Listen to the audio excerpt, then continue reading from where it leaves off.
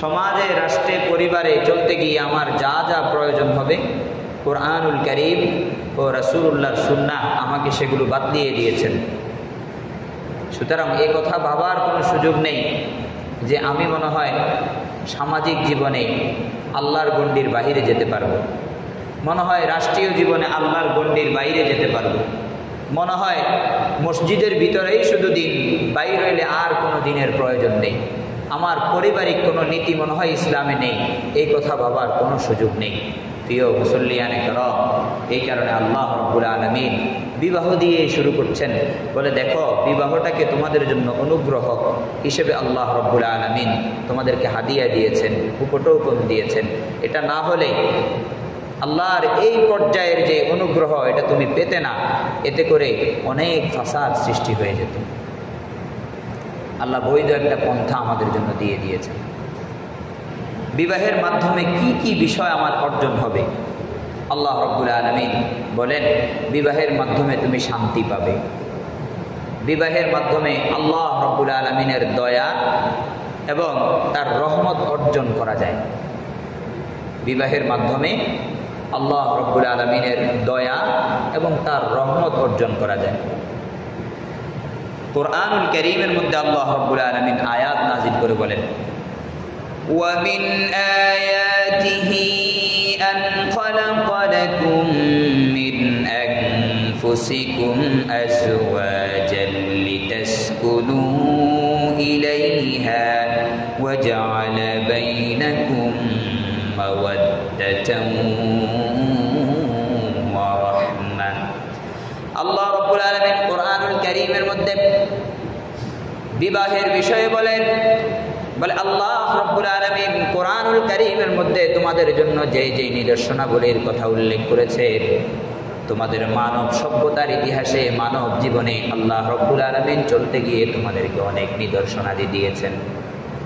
সমস্ত নিদর্শনাদির মধ্য থেকে আল্লাহ রাব্বুল আলামিনের একটি নিদর্শন হলো আল্লাহ রাব্বুল আলামিন তোমাদেরকে একটা প্রাণ থেকে সৃষ্টি করেছেন।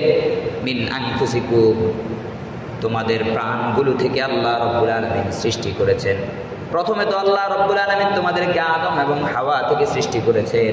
তারপর তোমাদের প্রত্যেকের মধ্য থেকে আল্লাহ রাব্বুল আলামিন তোমাদের স্ত্রীগণকে নির্বাচন করেছেন। আজওয়াজা, তোমাদের প্রত্যেকের জন্য কে স্ত্রী হবে, যতই তোমার পছন্দ থাকুক, আল্লাহ রাব্বুল আলামিন যেখানে লিখে দিয়েছেন সেখানে তোমাকে যেতে হবে। চাই তুমি মেনে যাও অথবা অমান্য করে যাও। অমান্য করে যাওয়ার চেয়ে মেনে যাওয়া, এটাই তো বেশি উত্তম। মেনে গেলে সম্প্রীতি সৃষ্টি হয়, ভালোবাসা ও দয়া, সৌহার্দ্যপূর্ণ আচরণ হয়। আর অমান্য করে গেলে দুইজনের মধ্যেই অশান্তি সৃষ্টি হয়। এই কারণে পরকীয়ার কোনো স্বীকৃতি ইসলামের মধ্যে নেই। আল্লাহ কাকে রেখেছে আগে দেখো, অপেক্ষা করো। আল্লাহ রাব্বুল আলামিন বলেন, আল্লাহ রাব্বুল আলামিনের নিদর্শনাগুলির মধ্য থেকে একটি নিদর্শন হলো তিনি তোমাদের মধ্য থেকে তোমাদের স্ত্রীগণকে গঠন করেছেন, বানিয়েছেন। বলে তোমাদের এই স্ত্রীদেরকে আল্লাহ কেন তোমাদের জন্য বানিয়েছেন? আল্লাহ রাব্বুল আলামিন বলেন, লিতাসকুনু ইলাইহা, যাতে করে তোমরা তাদের থেকে শান্তি লাভ করতে পারো। আল্লাহ রাব্বুল আলামিন বলতে চায়, বিবাহের মাধ্যমে শান্তি অর্জন হয়। একজন মানবের বিভিন্ন ধরনের পেরেশানি থাকবে, বাহির থেকে আসবে, কিন্তু একজন বিবি যখন তার ঘরে থাকবে, তার সাথে যখন কথাবার্তা বলবে, তার বাহিরের পেরেশানিগুলো দূরীভূত হয়ে যাবে এবং ঘরের ভেতরটা সাজানো গোছানো থাকবে। বাচ্চাগুলোকে দেখাশোনার মতো একটা লোক থাকবে, তার জীবনটাকে সাজিয়ে দিবে। এর মাধ্যমে তার প্রশান্তি হবে, তার অন্তরে প্রশান্তির অনুভব হবে। আল্লাহ রাব্বুল আলামিন এই কারণে বলেন, বিবাহেও এই কারণে আমি তোমাদেরকে অনুগ্রহ করেছি বিবাহের মাধ্যমে, যাতে করে তোমরা তোমাদের স্ত্রীদের থেকে শান্তি লাভ করতে পারো। মানসিক অশান্তি, বিবি সাহেবার কাছে আসছি, উনি আমাকে সান্ত্বনা দিচ্ছেন। মনে আছে না, হযরত খাদিজাতুল কুবরা রাদিয়াল্লাহু তাআলা আনহা, নবী পাক সাল্লাল্লাহু আলাইহি ওয়াসাল্লামের উপর প্রথম যখন ওহী নাজিল হয়েছিল, নবী আলাইহিস সালাতু ওয়াস সালাম হযরত খাদিজার কাছে এসেছিলেন। এসে বলেছেন, জাম্মিলুনি জাম্মিলুনি, আমাকে চাদর দিয়ে আবৃত করে ধরো, আমাকে চাদর দিয়ে আবৃত করে ধরো। আর কারো কাছে যায় নাই, বিবি সাহেবার কাছে এসেছে। বিবি গো, আমাকে চাদর দিয়ে আবৃত করে ধরো, আমি এমন কিছু দেখে এসেছি। হযরত খাদিজা বলে, হুজুর সাল্লাল্লাহু আলাইহি ওয়াসাল্লাম থরথর করে কাঁপছিলেন। হযরত খাদিজা হুজুর সাল্লাল্লাহু আলাইহি ওয়াসাল্লামকে চাদর দিয়ে আবৃত করে ধরলেন, হুজুরকে সান্ত্বনা দিলেন, বলে না না, আপনার সাথে খারাপ কিছু কখনো হতে পারে না, আপনি তো বিধবাদের আশ্রয়স্থল, এতিমের সহযোগী, আপনার সাথে খারাপ কিছু হবে না। শান্তি কিনা? এই সান্ত্বনা দেওয়ার মতো লোকের প্রয়োজন আছে না নাই? বাহিরের জীবনে সারাদিন পরিশ্রম করবেন, রাতের বেলা এই তাসকিনের প্রয়োজন আছে না নাই? রাতে যখন ঘরে ফিরে যাবেন, বিবি আপনাকে সান্ত্বনা দেবে, আজকে ইনকাম ভালো হয় নাই। বিবি দিনদার যখন হবে তখন বলবে, স্বামী সমস্যা নেই, আমাদের এত বেশি কিছুর প্রয়োজন নেই, এত বেশি খাদ্যের, এত আমাদের খুব লাক্সারিয়াল লাইফের কোনো প্রয়োজন নেই, আপনি হালাল পন্থায় যা পান ওটা দিয়ে আমরা সন্তুষ্ট। এটাই হলো শান্তি। এই কারণে আল্লাহ রাব্বুল আলামিন বলে, বিবাহ পদ্ধতি আমি দিয়েছি লিতাসকুনু ইলাইহা, যাতে তোমরা তাদের থেকে শান্তি লাভ করতে পারো। আল্লাহ রাব্বুল আলামিন বলে, যখন তোমরা বিবাহ বন্ধনে আবদ্ধ হও, আল্লাহ রাব্বুল আলামিনের পক্ষ থেকে তোমাদের উপর দয়া এবং রহমত হয়। কেমন? আল্লাহ রাব্বুল আলামিন বলেন, ওয়াজআলা বাইনাকুম মাওয়াদ্দাতান ওয়া রাহমা। আল্লাহ রাব্বুল আলামিন স্বামী এবং স্ত্রী দুইজনের মাঝে দয়া সৃষ্টি করে দেয়। স্বামী স্ত্রীকে দয়া করে, স্ত্রী স্বামীকে দয়া করে, স্বামী এবং স্ত্রীর মাঝখানে আল্লাহ রাব্বুল আলামিন রহমত সৃষ্টি করে দেয়। বিভিন্ন ধরনের ঝগড়া হয়, আবার মিলে যায়। দয়া না হলে কি হতো? ঝগড়া হয়, পারিবারিক জীবনে অশান্তির একটা ঘনঘটা দেখা দেয়, কিন্তু কিছুদিন পর আবার ওই ভালো সময়গুলো, ভালো স্মৃতিগুলোকে আবার কল্পনা জল্পনা করে আবার দুইজন মিলে যায়। এটা আল্লাহর রহমত, দয়া। এটা আল্লাহর রহমত, দয়া। নইলে এই সম্পর্ক তো এত একটা সংকীর্ণ এবং এত ঠুনকো একটা সম্পর্ক যে তালাকের মাধ্যমে ভেঙে যায়। ঠিক আছে না? ঠুনকো সম্পর্ক না? পিতামাতার সম্পর্ক যেরকম নারীর, এর চেয়ে এটা কত ঠুনকো না? তালাকের মাধ্যমে সব ভেঙে যাচ্ছে। কিন্তু এই ঠুনকো সম্পর্কের মধ্যে আল্লাহ রাব্বুল আলামিন ভালোবাসা, রহমত, দয়া এত পরিমাণ দিছে, ভাঙে না। সুবহানাল্লাহ। ভেঙে যায় যদি, তো আমার দোষে ভাঙে। কি কি কারণে? আল্লাহ রাব্বুল আলামিন বলেন যে স্বামী এবং স্ত্রীর মধ্যে আল্লাহ রাব্বুল আলামিন দয়া এবং রহমত সৃষ্টি করে দেন। আল্লাহ রাব্বুল আলামিন বলেন, ইন্না ফী যালিকা লাআয়াতিল লিকাওমিন ইয়াতাফাক্কারুন। কয় যারা চিন্তা করে, যারা ভাবে, তাদের জন্য এই যে একটা সম্পর্ক, যে সম্পর্কটা সম্পর্কের দিক থেকে ঠুনকো কিন্তু এত গভীরের একটা সম্পর্ক, এটার মধ্যে একটা ভাবনা চিন্তার বিষয়বস্তু আছে। সে ভাবলে পাবে যে আসলে আল্লাহ যদি এই সম্পর্ক টিকে না রাখে তাহলে তো 2 দিনও টিকে না। বাবাকে অস্বীকার করব, মাকে অস্বীকার করব, বাবা মা আবার আমাকে কোলে তুলে নেবে। মা আমাকে অস্বীকার করেছে, আমি আবার পা চেপে ধরার মতো অধিকার রাখি। কিন্তু এটা এমন এক সম্পর্ক যেটা করার জন্য বেশি টাইম লাগে না, 2-1টা কথার মাধ্যমে হয়ে যায়। আবার এটা ভাঙার জন্য বেশি টাইম লাগে না, 2-1টা কথার মাধ্যমে ভেঙে যায়। তার মানে বোঝা গেল, চিন্তাশীল মানুষ যখন চিন্তা করবে এত ঠুনকো একটা সম্পর্ক, অথচ এই সম্পর্কের মাধ্যমে দুনিয়ায় আমার শান্তি মিলে, এই সম্পর্কের মাধ্যমে আমার ছেলে সন্তানগুলো দুনিয়াতে আসে, তখন তার মধ্যে চিন্তা ফিকিরের একটা বিষয় আছে না নাই? আল্লাহু আকবার। তারপর আল্লাহ রাব্বুল আলামিন অন্য আয়াতের মধ্যে বিবাহকে বংশ বিস্তারের একটা মাধ্যম বলেছেন। অর্থাৎ আমাদের যে ছেলে সন্তানগুলো দুনিয়ার মধ্যে আগমন করবে, আল্লাহ রাব্বুল আলামিন বলে, দেখো দেখো, এই বিবাহ যেমনইভাবে তোমার জন্য শান্তি আনে, তোমাদের উভয়ের মাঝে দয়া এবং আল্লাহর অনুগ্রহ আনে, তেমনইভাবে এই বিবাহের মাধ্যমেই তোমাদের পরম্পরা জারি হয়।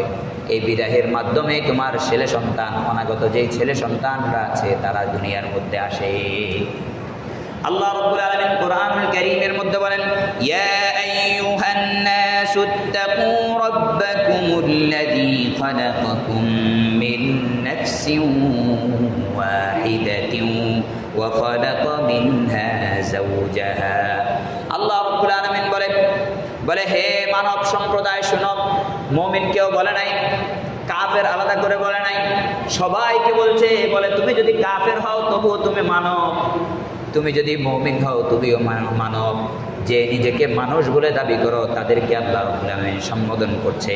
বলে শোনো শোনো, ইত্তাকু রাব্বাকুমুল্লাযী খালাকাকুম, তোমার ওই রবের ভয় করো যেই রব তোমাকে সৃষ্টি করেছেন। কোথায় থেকে সৃষ্টি করেছেন? মিন নাফসিন ওয়াহিদাতিন ওয়া খালাকা মিনহা যাওজাহা, বলে তোমাকে একজন ব্যক্তি থেকে সৃষ্টি করেছেন, ওই একজন ব্যক্তি থেকে তার স্ত্রীকে সৃষ্টি করেছেন। সর্বপ্রথম হযরত আদমকে সৃষ্টি করেছেন, হযরত আদম থেকে আমাদের আম্মা জান হাওয়া আলাইহিস সালাতু ওয়াস সালামকে সৃষ্টি করেছেন। তারপর আল্লাহ রাব্বুল আলামিন বলেন ওয়াবাত্তা মিনহুমা রিজালান কাসীরান ওয়া নিসাআ, বলে এই দুইজনের সাংসারিক জীবনের মাধ্যমে বহু পুরুষ জাত সৃষ্টি করেছি, বহু নারী জাত সৃষ্টি করেছি। তাহলে এই সংসার, বৈবাহিক সম্পর্ক বহু জাতিকে সৃষ্টি করারও একটা মাধ্যম। আমাদের থেকে আমাদের ছেলে সন্তান হবে, আমাদের থেকে আমাদের মেয়ে সন্তান হবে। তার মানে বোঝা গেল একটা প্রজন্ম বিবাহের মাধ্যমে টিকে থাকে, একটা প্রজন্ম, বংশ, একটা বিস্তৃতি, এটা বিবাহের মাধ্যমে টিকে থাকে। এই জন্য সৎ মানুষ দুনিয়ার জন্য উপকারী, অসৎ মানুষ দুনিয়ার জন্য ক্ষতিকর। আর সৎ মানুষকে যদি জন্ম দিতে হয় তাহলে যে দুইজন মানুষের সংস্রবে মানুষ তৈরি হবে, ওই দুইজন মানুষকেও সৎ হতে হবে। সভ্যতাই যদি, মানবের বিস্তৃতি যদি বিবাহের মাধ্যমে হয়, তাহলে যেই দুইজনের মিলনের মাধ্যমে মানবের বিস্তৃতি ঘটতেছে, ওই দুইজন ভালো না হলে ভালো মানুষ তৈরি হবে দুনিয়াতে? ভালো মানুষ আসবে? মেশিনের মধ্যে যদি গন্ডগোল থাকে প্রোডাক্টটা ভালো হবে? হবে না। আল্লাহ রাব্বুল আলামিন বিবাহের ক্ষেত্রে কিছু মানদণ্ড তৈরি করে দিয়েছেন, যেগুলো আমাদেরকে রাসূলুল্লাহ সাল্লাল্লাহু আলাইহি ওয়াসাল্লাম বলে দিয়েছেন। এই কারণে নবী করিম সাল্লাল্লাহু আলাইহি ওয়াসাল্লাম বলে, দেখো দেখো, আনকিহুস সালিহিনা ওয়াস সালিহাত ফামা তাবিআহুম বা'দু ফাহাসানুন, বলে নেককার পুরুষ দেখে দেখে মহিলাগুলোকে বিয়ে দাও, আর নেককার নারী দেখে দেখে পুরুষরা যেন বিয়ে করে। কে বলে? রাসূলুল্লাহ সাল্লাল্লাহু আলাইহি ওয়াসাল্লাম বলে পুরুষেরা যেন বিবাহ করার ক্ষেত্রে নেককার স্ত্রী গ্রহণ করে, মহিলারা যেন বিয়ে বসার ক্ষেত্রে নেককার স্বামী গ্রহণ করে, যে দিনদার হয়, মুত্তাকি হয়। বলে এতে করে ফায়দা কি হবে? নবী করিম সাল্লাল্লাহু আলাইহি ওয়াসাল্লাম বলেন ফামা তাবিআহুম বা'দু ফাহাসানুন, বলে তাদের পরবর্তী প্রজন্ম যা তৈরি হবে তারাও ভালো হবে। যদি এমনটা করতে পারেন, সৎ এবং সতী মিলেই তো সৎ তৈরি হবে, সতী তৈরি হবে। যদি একজন সৎ পুরুষ একজন সতী নারীর সাথে মিলে, তখনই একজন সৎ পুরুষ তৈরি হবে, সৎ বাচ্চা সৃষ্টি হবে, একজন সতী নারী সৃষ্টি হবে তাদের থেকে। বলে যে সমাজে অশান্তি সৃষ্টি হয়েছে, কিসের থেকে অশান্তি? বলেন, আসল অশান্তি সেখান থেকে শুরু হয়েছে, বিবাহের মাধ্যমে। টাকা দেখে দেখে, সুন্দর দেখে দেখে বিয়ে করেছেন, কিছুদিন পরে সুন্দর তো আর নাই। মহিলাটা 30 বছর যখন পার হয়ে যায়, সন্তানাদি একটা দুইটা জন্ম দিছে, সৌন্দর্য কমে গেছে, এখন মারামারি আর ঠুকাঠুকি শুরু হয়ে গেছে। অশান্তি কোথায় থেকে শুরু হয়ে গেছে? আগে কি সমাজের সংস্করণ হয়, না আগে ব্যক্তির আত্মশুদ্ধি হয়? বলেন, আগে ব্যক্তির আত্মশুদ্ধি হয়। সমাজ কখনো ব্যক্তি ছাড়া গঠন হয় না, আর কয়েকজন ব্যক্তি ছাড়া একটা পরিবার হয় না। ব্যক্তি উৎপত্তির মূল কারখানা হলো বিবাহ। সেখানে গিয়ে আপনি গন্ডগোল বাজাইয়া দিচ্ছেন, আর সামনে গিয়ে আশা করতেছেন যে ভালো একটা সমাজ গড়ব, ভালো একটা সমাজ গড়ব। নবী করিম সাল্লাল্লাহু আলাইহি ওয়াসাল্লাম রুলস প্রণয়ন করছেন, খবরদার, বিবাহ করবা তো করো, ভালো সমাজ যদি গঠন করতে চাও তাহলে আগে পরিবারে ফোকাস দিতে হবে, পরিবার ভালো করতে হবে। আর পরিবারে তোমার সন্তানাদিদেরকে যদি ভালো করতে চাও তাহলে ভালো স্ত্রী নির্বাচন করো। মহিলাদেরকে বলছে, এই ভালো স্বামী নির্বাচন করো।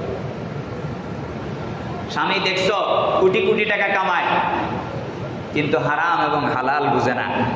তার ঘাড়ে চাইবা বসবা, কিছুদিন পরে যে সকল সন্তানরা আসবে এরা ভালো হবে না।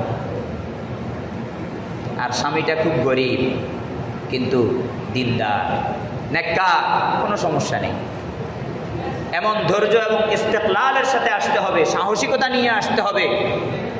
যে এই স্বামীর ঘর করে আমি এমন এক প্রজন্ম তৈরি করব যেই প্রজন্ম হবে আদর্শে মুহাম্মদুর রাসূলুল্লাহ সাল্লাল্লাহু আলাইহি সাল্লামের। ঠিক আছে না? এই কারণে নবী করিম সাল্লাল্লাহু আলাইহি সাল্লাম তালিম দিয়েছেন, নেককার মহিলা দেখে বিয়ে করো, নেককার পুরুষ দেখে বিয়ে বসো, তাহলে পরবর্তীরা নেককার হবে। তাহলে পরবর্তী যারা আসবে ওই দুইজনের সংস্রব থেকে যারা আসবে তারাও ভালো হবে, তাদের দিয়ে একটা পরিবার ভালো হবে, কয়েকটা ভালো পরিবার দিয়ে একটা সমাজ গঠন হবে, ওই সমাজটাও ভালো হবে।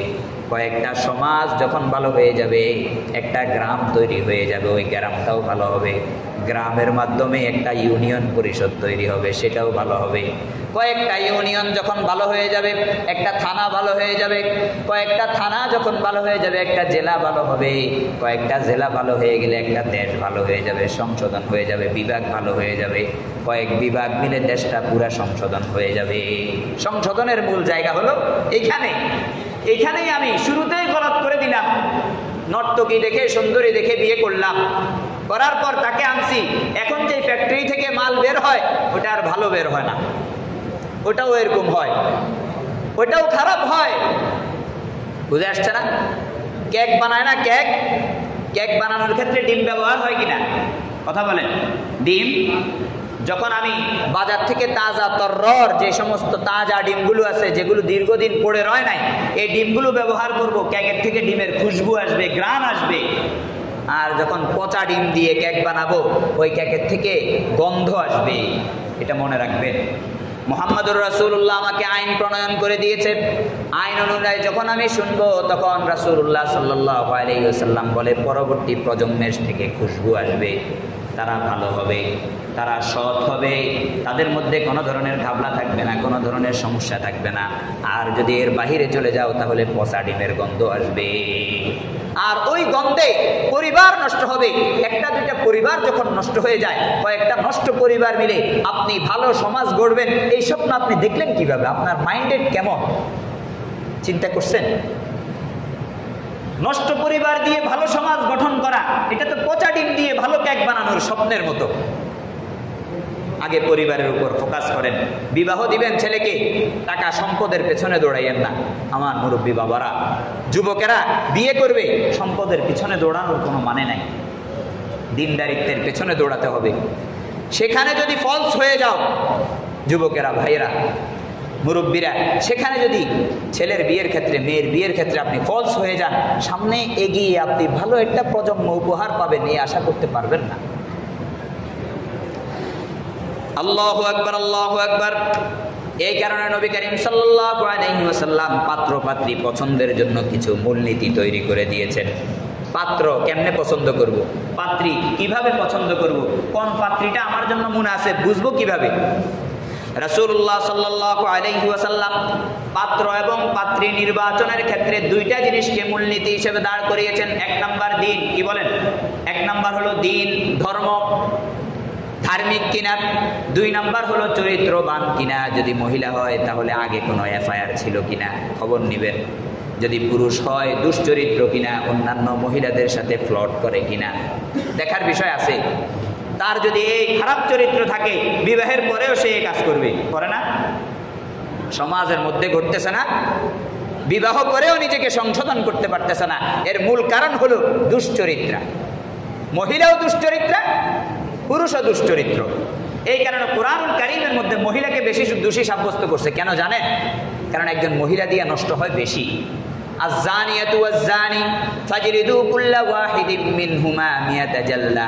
বলে জানিয়া মহিলা, আগে মহিলার নাম আছে কেন? কারণ মহিলার থেকে সম্মতি প্রকাশ না পেলে ব্যভিচার হয়। কথা বলে না? মহিলার থেকে যতক্ষণ পর্যন্ত সম্মতি প্রকাশ না পাবে ততক্ষণ পর্যন্ত জেনা, ব্যভিচার এবং খারাপ অপকর্ম হওয়ার একটা সুযোগ বন্ধ থাকে। এই কারণে আল্লাহ কইছে পানিশমেন্ট দাও, দোনোটারে পিটায় 100 বেতের আঘাত যদি অবিবাহিত হয়। আর যদি বিবাহিত হয় তাহলে সঙ্গে সার করে মেরে ফেলো। কারণ এটা সমাজের ক্যান্সার। সমাজের মধ্যে থাকলে এই ক্যান্সার সবার মধ্যে ছড়াইয়া যাবে। বিয়ে করার পরেও পরনারীর প্রতি আসক্তি, এটা তো হবেই এই কারণে যে তার মধ্যে দিন নাই, তার মধ্যে চরিত্র ঠিক নাই। এই কারণে নবী করিম সাল্লাল্লাহু আলাইহি ওয়াসাল্লাম বিবাহের ক্ষেত্রে সর্বপ্রথম মূলনীতি দাঁড় করিয়েছেন দিন। নেককার হওয়া। সর্বপ্রথম মূলনীতি কি দাঁড় করিয়েছেন? নেককার হওয়া, দিনদার হওয়া। দ্বিতীয় মূলনীতি দাঁড় করিয়েছেন চরিত্রবান হওয়া। একজন চরিত্রবান পুরুষ কখনো ঘরের মধ্যে নিজের স্ত্রীকে রেখে অন্য স্ত্রীর দিকে তাকাবে না। যদি চোখ পড়েও যায় তাহলে সাথে সাথে চোখ ফিরিয়ে নিবে। অন্য মহিলার সাথে কথা বলার সময় সে চিন্তা করবে আমার ঘরের মহিলার কোনো মনে কষ্ট যায় কিনা। জরুরতে কথা বলতেছে তাও তার মাইন্ডে এটা থাকবে চরিত্রবান হওয়ার কারণে যে হায় আমি যেন এর ফিতনায় না পড়ে যাই। চরিত্রবান পুরুষ, চরিত্রবান মহিলা মিলেই তো এক চরিত্রবান সমাজ উপহার দিতে পারে, অন্যথায় কোথায় থেকে আসবে বলেন? নবী করিম সাল্লাল্লাহু আলাইহি সাল্লাম বলছেন, বলে যদি মহিলা দিনদার না হয় তাহলে তুমি আখিরাত পাইবা কেমনে? দুনিয়া না পাইয়া গেলা, জান্নাতে যাওয়া লাগবে না? নামাজ পড়ো না, মাগরিবের সময় বসে থাকো, মহিলা তোমাকে কথা বলে, মিঠা মিঠা চা বানায় দেয়, অমুক বানায় দেয়, তমুক বানায় দেয়, কিন্তু মসজিদে যেতে বলে না, তোমার দিন লাগবে না? না লাগবে তো। মহিলা যদি সোজা হয়ে যায়, একজন দিনদার পুরুষ যদি তার মহিলার জন্য হয় আর দিনদার মহিলা যদি তার পুরুষের জন্য হয়, ঘরের মধ্যে দিন পালন করা ছাড়া কোনো সুযোগ আছে? বাচ্চা যারা হবে বাবা মায়ের চাপে এমনি নামাজি হয়ে যাবে। নামাজ আর কারোর থেকে শিখা লাগবে না, হুজুরের বয়ান থেকে আর নামাজ শিখা লাগবে না। ওই যে ফ্রি ফায়ার খেলে বাচ্চারা বসে বসে, কোথায়? স্কুলের ওখানে। গতকালকে রাতে এদিক দিয়ে যাওয়ার সময় বিশাল আওয়াজ হইতেছে, মানে ওরা যেটা করে ওরকম আওয়াজ আর কি। যদি বাবা মা সোজা হয়ে যায় তাহলে এই সমস্ত সন্তানরাও সোজা হয়ে যাবে। বাবা ঘরের মধ্যে মাগরিবের সময় যদি থেকে যায় তাহলে ওই ছেলেটাও বা নামাজ কিভাবে পড়বে বলেন? মাগরিবের আজান হয়ে গেছে, মসজিদে আসে না, তো ছেলে আর কোত্থেকে আসবে? বাবাকে দেখে দেখে অনুসরণ করে। এই কারণে নবী করিম সাল্লাল্লাহু আলাইহি সাল্লাম হাদিস শরীফের মধ্যে বলেন, ইযা জাআকুম মান তারদাউনা দীনাহু ওয়া খুলুকাহু ফাআনকিহু, বলে তোমাদের কাছে যদি এমন কোন প্রস্তাব আসে যার দ্বীনের ব্যাপারে তোমরা সুনিশ্চিত রাজি, খুশি, সন্তুষ্ট এবং তার চরিত্রের ব্যাপারেও তোমরা সন্তুষ্ট, তাহলে তাড়াতাড়ি বিয়ে করে নাও। মহিলার ব্যাপারে যদি এমন কোন পুরুষের প্রস্তাব আসে যার দিন ঠিক আছে, চরিত্র ঠিক আছে, বিয়েতে বিলম্ব করতে নিষেধ করছেন কে? মহানবী সাল্লাল্লাহু আলাইহি সাল্লাম। পুরুষের কাছে যদি কোনো মহিলার প্রস্তাব আসে, মহিলার দিন ঠিক আছে, মহিলার চরিত্র ঠিক আছে, বলে বিয়ে করে নাও, দেরি করো না। দেরি করলে কি হবে? নবী করিম সাল্লাল্লাহু আলাইহি সাল্লাম বলেন, ইল্লা তাফআলু তাকুন ফিতনাতুন ফিল আরদি ওয়া ফাসাদুন আরিজ, যদি দেরি করো, এরকম মহিলা পেয়েছ যার চরিত্র ঠিক আছে, দিনও ঠিক আছে, এরকম পুরুষ পেয়েছ যার চরিত্র ঠিক আছে, দিনও ঠিক আছে, তারপরেও বিয়ে করো নাই, তাহলে সমাজের মধ্যে ফিতনা সৃষ্টি হবে। কারণ তুমি আছো টাকার অপেক্ষায়, টাকাওয়ালাদের বিবাহ হয়ে যায়, তুমি আছো সুন্দরীর অপেক্ষায়, সুন্দরী নারীদের বিয়ে হয়ে যায়, কিন্তু অসুন্দর হওয়ার কারণে, টাকা পয়সা কম হওয়ার কারণে বহু গরিব পুরুষ এবং নারী রয়ে গেছে। এরা কি করবে?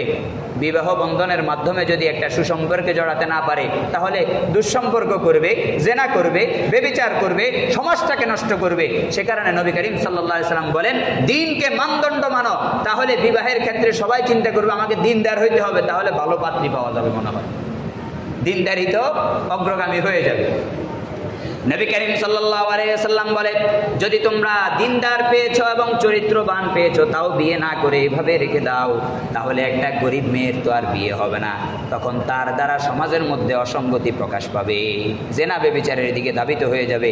কারণ আল্লাহ রাব্বুল আলামিন যেমনইভাবে তুমি জন্মের পরে তোমাকে তোমার পেট ভরার জন্য ক্ষুধা দিয়েছেন, তেমনইভাবে যৌবন যখন তোমাকে দিয়েছে তখনও তোমার মধ্যে একটা এক্সপেকটেশন দিয়েছেন, তোমার মধ্যে একটা কাশিস, একটা টান দিয়েছেন। ওই টানের কারণে সে যদি হালাল পন্থায় ওই টানটা তার পূরণ না হয়, তাহলে হারাম পন্থায় হলেও সে টান পূরণ করবে।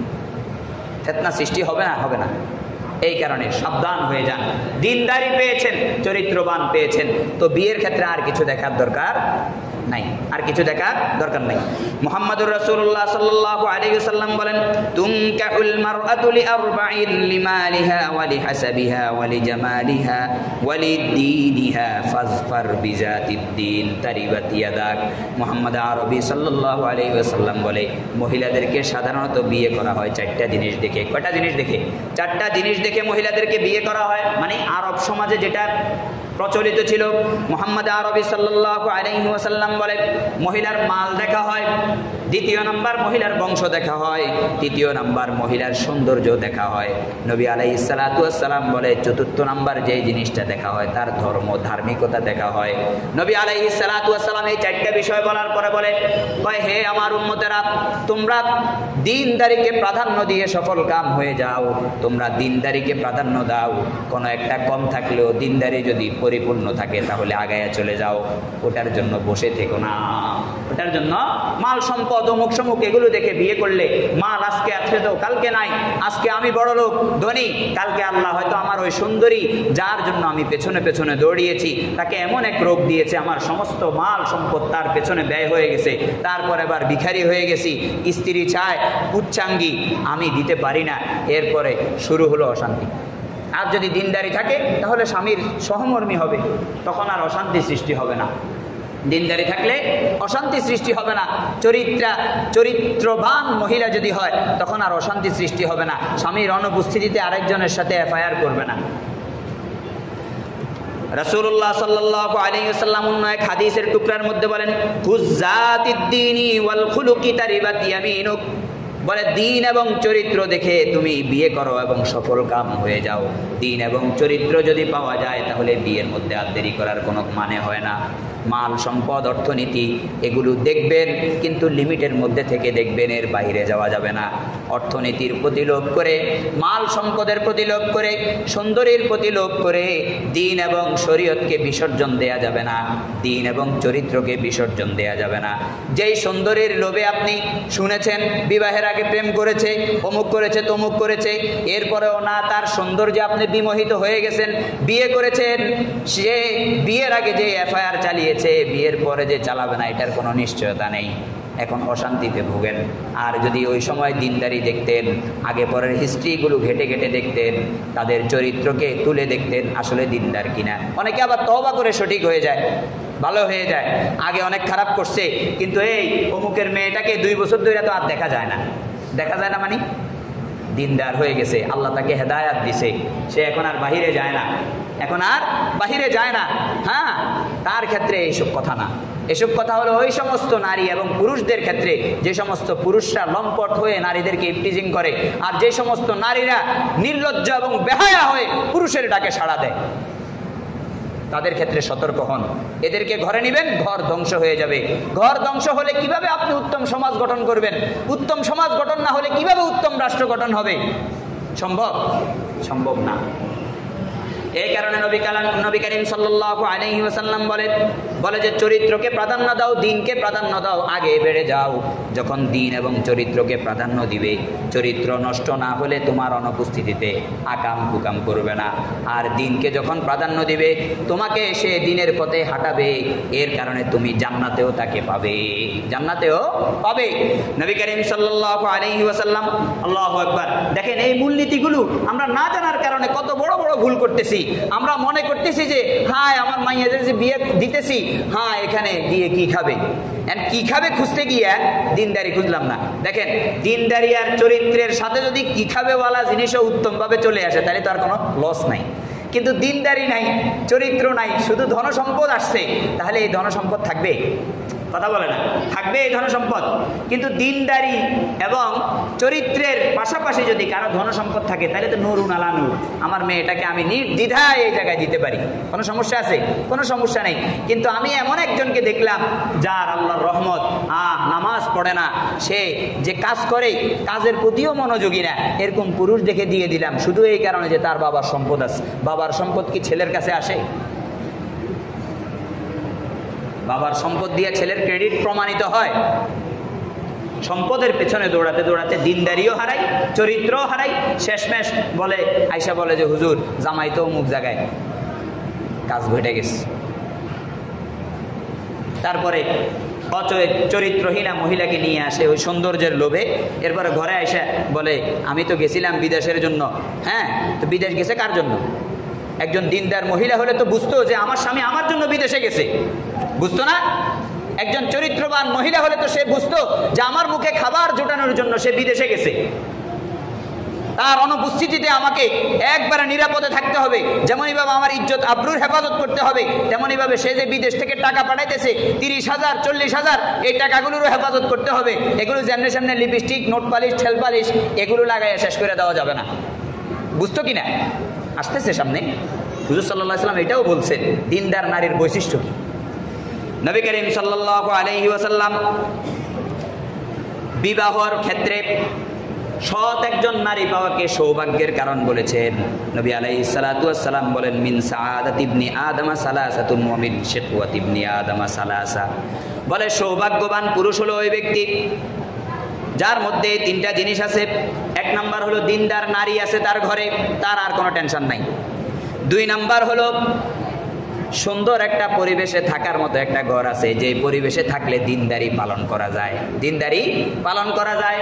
এদিক সেদিক ব্যবসায়িক কাজে এখানে সেখানে যাওয়ার জন্য 3 নম্বরে তার একটা বাহন আছে, ওই বাহনের মাধ্যমে সে জীবিকা নির্বাহ করতে পারে। তাকে আল্লাহ রাসূল সাল্লাল্লাহু আলাইহি ওয়াসাল্লাম বলছে যে তার আর দুনিয়াতে কি চাই, কিছুর দরকার আছে? আর কিছুর দরকার নাই, সে সৌভাগ্যবান পুরুষ। রাসূলুল্লাহ সাল্লাল্লাহু আলাইহি ওয়াসাল্লাম আবার বিপরীতে বলে যে যার কাছে খারাপ একজন মহিলা আছে, যার ঘরটা এমন জায়গায় পড়ছে যেখানে জেলে আর নামাজ কালামের কথা মনে আসে না, যে ঘরটার মধ্যে থাকলে দিনদারি পালন করা যায় না, তার কাছে একটা বাহন আছে, যে বাহনটা দিয়ে সে যেখানে সেখানে চাইলে যাইতে পারে না, এমন ব্যক্তিকে নবী করিম সাল্লাল্লাহু আলাইহি ওয়াসাল্লাম দুর্ভাগ্য হিসেবে বলেছেন যে সে দুর্ভাগা। সে কি দুর্ভাগা? নবী পাক সাল্লাল্লাহু আলাইহি ওয়াসাল্লাম দিনদার মহিলাকে কেন এত মর্যাদাশীল করেছেন? দিনদার মহিলাকে নবী আলাইহিস সালাতু ওয়াস সালাম দুনিয়ার মধ্যে শ্রেষ্ঠ সম্পদ হিসেবে আখ্যায়িত করেছেন এবং ঘোষণা করেছেন এবং বলে দিয়েছেন এই শ্রেষ্ঠ সম্পদটা কারা, যাদের মধ্যে এই ক্যাটাগরির গুণগুলো থাকবে তারা, এই ক্যাটাগরির গুণগুলো থাকবে তারা। একজন মহিলাকে রাসূলুল্লাহ সাল্লাল্লাহু আলাইহি ওয়াসাল্লাম বলতেছে যে দুনিয়ার শ্রেষ্ঠ সম্পদ। নবী পাক সাল্লাল্লাহু আলাইহি ওয়াসাল্লাম বলেন, মাস্তাফাদাল মুমিনু বা'দা তাকওয়াল্লাহি খায়রান লাহু মিন যাওজাতিন সালিহা। বলে মুমিন ব্যক্তি আল্লাহর তাকওয়া অবলম্বনের পর, খোদা বিরুদ্ধে অবলম্বনের পর দুনিয়ার বুকে সমস্ত কল্যাণ যা কিছু সে অর্জন করে তার মধ্যে সর্বাধিক কল্যাণকর বস্তু হলো একজন নেককার বিবি। একজন নেককার বিবি দুনিয়ার মধ্যে যত কল্যাণ হাসিল করে সমস্ত কল্যাণের ঊর্ধ্বে গিয়ে তার একজন নেককার বিবি, নেককার একজন বিবি। রাসূলুল্লাহ সাল্লাল্লাহু আলাইহি ওয়াসাল্লাম বলেন নেককার বিবির কোয়ালিটি কি, নেককার মহিলার কোয়ালিটি কি, পার্সোনালিটি কি, তার মধ্যে কি কি গুণ থাকবে? নবী আলাইহিস সালাতু ওয়াস সালাম বলেন, ইন আমারাহা আতাআতহু। যখন জায়েজ কোনো কাজে স্বামী তাকে আদেশ করে সে ওইটা পালন করে, না জায়েজ কাজে তো আব্বাকেও মানা যাবে না, আম্মাকেও মানা যাবে না। জায়েজ কাজ স্বামী আদেশ করেছে, মানতেছে। দ্বিতীয় ক্যাটাগরি একজন নেককার বিবির দ্বিতীয় গুণ হলো ওয়া ইন নাযারা ইলাইহা সাররাতহু। বিবির দিকে যখন আমি চোখ তুলে তাকাই তখন সে এমন এক পরিবেশ কায়েম করে, এমন এক অঙ্গভঙ্গি করে, এমনভাবে ঘরটাকে সাজায়া রাখে, আমার মাইন্ডেডকে সাজায়া দেয়, আর যার কারণে আমি তার দিকে তাকালে আমার কাছে আনন্দ লাগে।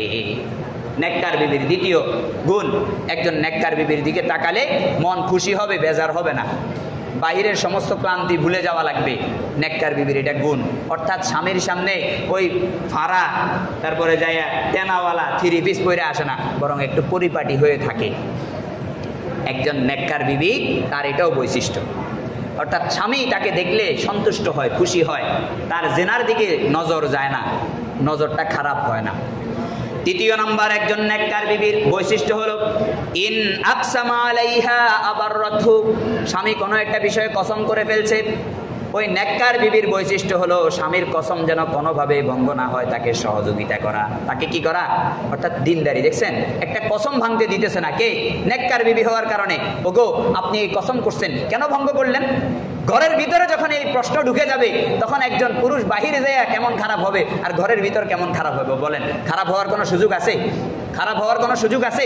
যখন কোনো ব্যক্তি কসম করবে ওই কসম পূরণের ক্ষেত্রে তার বিবি তার সহযোগী হবে। একজন নেককার বিবির তৃতীয় ক্যাটাগরি। নেককার বিবির প্রথম গুণ কি বললাম? আদেশ মান্য করবে। দ্বিতীয় গুণ, তার দিকে তাকালে মনটা প্রশান্ত হবে। তৃতীয় গুণ, কসম করলে কসম পূরণের ক্ষেত্রে সে সহযোগী হবে।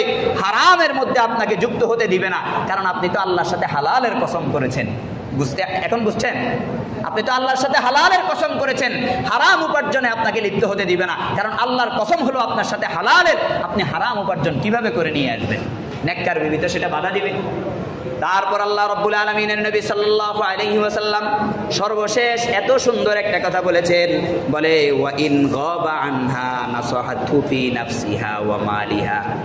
স্বামী বিদেশে চলে গিয়েছে স্ত্রী পরিবার পরিজনকে খাওয়ানোর জন্য, বলে নেককার বিবির বৈশিষ্ট্য হলো সে স্বামীর অনুপস্থিতিতে নিজের ইজ্জতের হেফাজত করবে, নিজের শরীরের কোনো খেয়ানত করবে না, কারো সাথে পরকীয়ায় লিপ্ত হবে না, কারো সাথে অসম্পর্ক কুসম্পর্কে লিপ্ত হবে না। এবং স্বামী যে বিদেশ থেকে মোটা অঙ্কের টাকা পাঠায় কষ্ট করে শ্রম ঘাম দিয়ে সারাটা দিন কষ্ট করে প্রবাসীর ভাইয়েরা, আর আমরা বিবিরা কি করি চিন্তা করছেন? আমাদের কোনো হিসাব কিতাব আছে? আমাদের লিস্টের মধ্যে যেগুলো আমরা খরচ করতেছি এগুলোর কোনো হিসাব নেই আমরা। কিন্তু রাসূলুল্লাহ সাল্লাল্লাহু আলাইহি ওয়াসাল্লাম বলছেন একজন নেককার বিবির বৈশিষ্ট্য হলো সে যেমনইভাবে তার ইজ্জত আবরুকে হেফাজত করবে তার জন্য যতদিন সে না আসে, তেমনইভাবে তার মাল সম্পদেরও হেফাজত করবে, তার মাল সম্পদ অপচয় করবে না, যেখানে লাগে সেখানে খরচ করবে, যেখানে লাগে না সেখানে খরচ করবে না। তার বাবা মাকে তার মাল সম্পদ দেওয়া এখানে লাগে না লাগে না লাগে, কিন্তু নেককার বিবি হলে এটাই করবে, তার বাবা মার পেছনে খরচ করবে, সন্তানের পেছনে খরচ করবে, স্বামী তো বিদেশ নিজের পেছনে খরচ করবে, আর যদি বদকার হয় ঠোঁট পালিশ নেল পালিশের পেছনে খরচ করবে, বাবাকেও দিবে না মাকেও দিবে না। এদিকে বাবা মা না পেয়ে ছেলেকে বদদোয়া দিতেছে, ওইদিকে ছেলে বড় অশান্তিতে বিদেশের মধ্যে অস্থির অবস্থায় কাতরাচ্ছে। পরিস্থিতি আসে না নাই? সমাজের পরিস্থিতি এটা আসে না নাই? একজন নেককার বিবি কখনো এটা করতে পারে না। নেককার বিবি ভাববে তার বাবা মার কারণে আমি স্বামী পাইলাম, আমি কেমনে তার বাবা মাকে অস্বীকার করি? এটা নেককার বিবির বৈশিষ্ট্য। চরিত্রবান বিবির বৈশিষ্ট্য হলো আমি কিভাবে তার অনুপস্থিতিতে পাশের বাড়ির দেবরের সাথে কথা বলবো।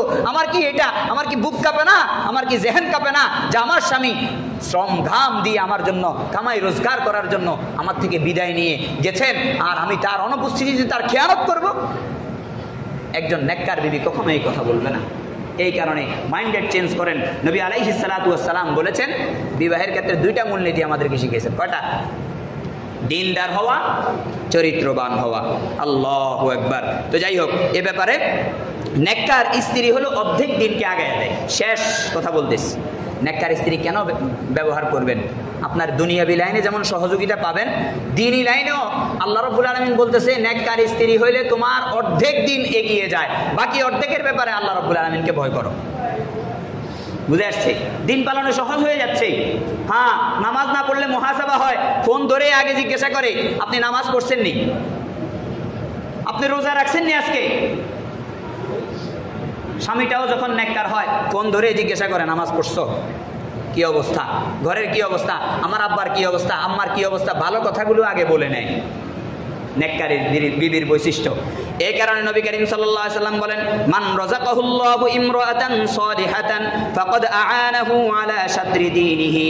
যাকে আল্লাহ রাব্বুল আলামিন নেককার বিবি দান করেছেন তাকে দ্বীনের অর্ধেকের ব্যাপারে আল্লাহ সহযোগিতা করেছেন। ফালিয়াত্তাকিল্লাহা ফিশ শাতরিস সানি। আর বাকি অর্ধেকের ব্যাপারে সে যেন আল্লাহকে ভয় করে। সুন্দর দেখলেই অভিভূত হয়ে যাওয়া যাবে না। সুন্দরী নারীর পেছনে দৌড়িয়ে দিন এবং চরিত্রকে হারানো যাবে না। বিবাহের ক্ষেত্রে মূল মানদণ্ড কি শিখলাম আজকে পুরো বয়ানের মধ্যে? যে ছেলেকে বিয়ে করাবো তখন ছেলের বউ দেখবো তার মধ্যে দিন আছে কিনা সবার আগে দেখবো, তারপরে দেখবো চরিত্র ঠিক আছে কিনা। চরিত্র এবং দিন ঠিক আছে, অন্য জায়গায় লবণ মরিচ একটু কম আছে, তাও এগিয়ে যাব ইনশাল্লাহ। ঠিক আছে না? হ্যাঁ, মেয়েকে বিয়ে দিব, জামাইয়ের মধ্যে আগে কি দেখবো? দিনদারি দেখবো, চরিত্র দেখবো। জামাইয়ের মধ্যে এই দুইটা আছে, অন্য দিক দিয়ে টাকা পয়সা একটু কম আছে, কোনো সমস্যা নেই, এগিয়ে যাব, আল্লাহ বরকত দিবেন। কারণ নবী আলাইহিস সালাতু ওয়াস সালাম এই দুইটা জিনিসকে বিবাহের মূল ভিত্তি বানাইছেন। দেখেন, ভালো একটা বিবাহের সম্পর্ক যদি না হয় তাহলে ওটার থেকে ভালো সমাজ কখনো গঠন হবে না। কারণ ব্যক্তি পরিবার আগে গঠন হতে হয়, তারপর সমাজ গঠন হয়, সমাজের মাধ্যমে একটা গ্রাম রাষ্ট্র এভাবে আস্তে আস্তে বিনির্মাণ হয়। সৎ সমাজ চান, অথচ আপনার পরিবারকে সৎ করতে আপনি রাজি না, এটা তো বোকামি। আল্লাহ রব্বুল আলামিন আমাদের সবাইকে বিবাহ করার ক্ষেত্রে পুরুষদেরকে মহিলার দিনদারি ও চরিত্র দেখা, মহিলাদেরকে পুরুষদের দিনদারি ও চরিত্র দেখে বিয়ে করার তৌফিক দান করেন। তাহলে তালাকের হার কমে যাবে, বাড়বে না আর ইনশাআল্লাহ। আল্লাহ রব্বুল আলামিন আমাদের সবাইকে আমল করার তৌফিক দান করুন।